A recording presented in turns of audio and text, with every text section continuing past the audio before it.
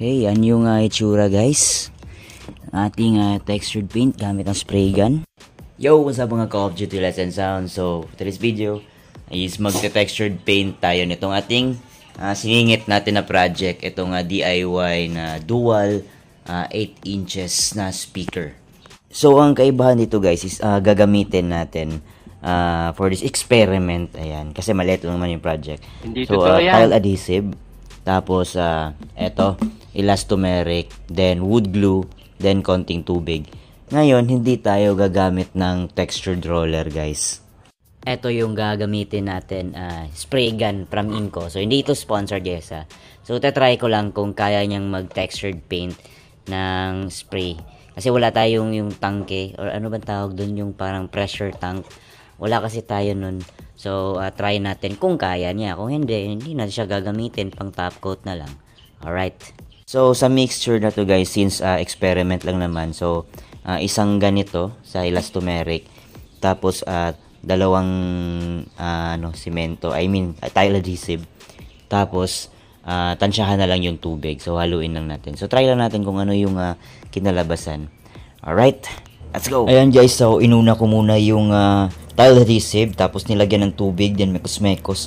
Kasi pag inuna natin yung elastomeric, tapos lagyan natin ng wood glue, or iba yung mga sangkap, is parang magra-rubberize siya. So inuna ko munang haluin. Ayan guys, so ito na yung halo natin.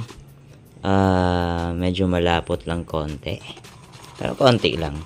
So, maliit lang kasi butas ng spray gun natin. Nasa 2 to 3 mm lang ata. Yun, hindi ako sure guys pero maliit siya.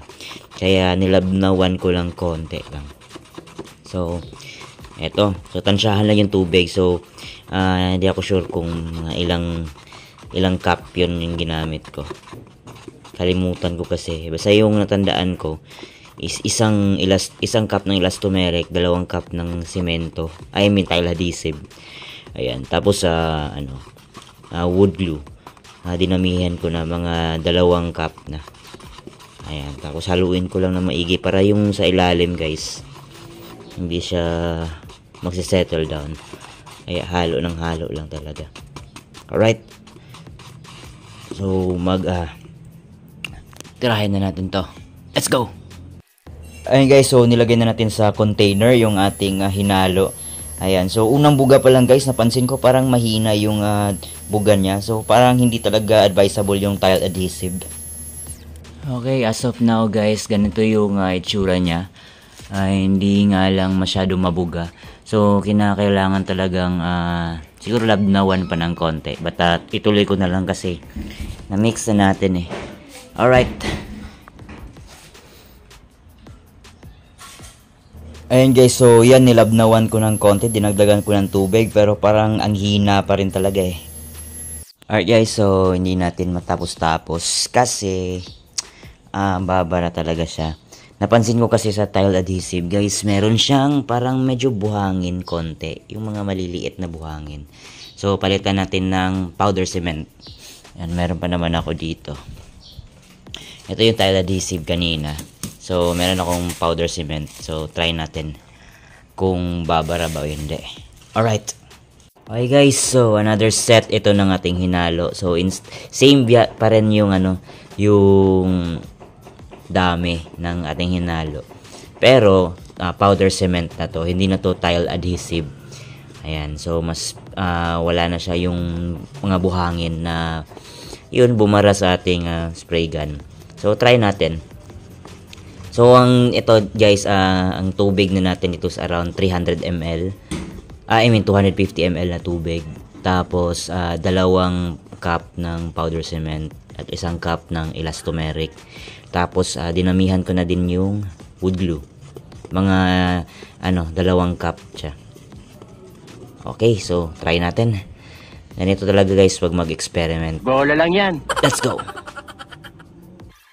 Ayan guys, mula nang pinalitan natin nung powder cement instead na tile adhesive, ayan, smooth na yung ating pag-spray paint or spray gun sa pag-textured paint ng ating speaker box. Ayan, so mabilis yung trabaho natin dito.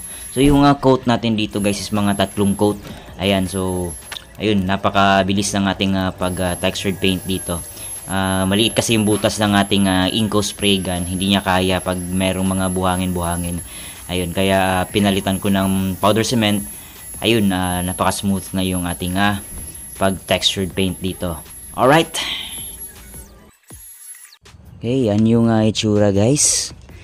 Ating textured paint gamit ang spray gun. Hindi nga lang klaro kasi bago pa naman. Ayan, hindi ko alam kung klaro sa camera guys Ayan, so antayin natin yung matuyo kung ano yung resulta. Ayan. Alright. So shoutout nga pala kay Sir Jonevem Alonzo from Katiil, Davao Oriental. So shoutout sa iyo sir. Alright.